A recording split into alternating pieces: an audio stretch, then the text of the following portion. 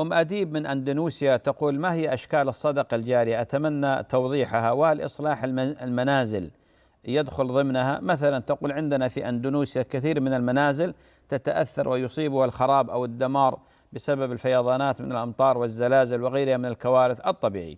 أم أديب بارك الله فيك ورضي الله عنك، بالنسبة للصدقة الجارية هي التي تبقى، هي التي تدوم. الصدقة الجارية هي التي تبقى وتدوم، ولذلك سميت جارية لأن الأجر يبقى ويجري على الإنسان في حياته وبعد وفاته. من جملة ذلك بناء المساجد، من جملة ذلك حفر الآبار، من جملة ذلك وقف المصاحف وكتب العلم الصحيحة مثل كتب السنة البخاري ومسلم والسنن. من ذلك بارك الله فيك بناء دور للأيتام، من ذلك بناء دور للفقراء،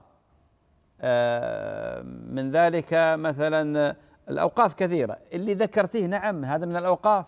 يعني الآن عندك مثلا بيوت تهدمت بسبب الفيضانات أو الزلازل أو شيء من الكوارث الطبيعية كما ذكرتي، لما تأتين وترممين هذا البيت وتعيدين إلى ما كان عليه، أنت الآن يعني جعلك الله عز وجل سبب من أسباب إنقاذ أسرة، بدل ما يعني تجلس في العراء وأيضا تتعرض للأمطار وتتعرض لمثل هذه الأشياء.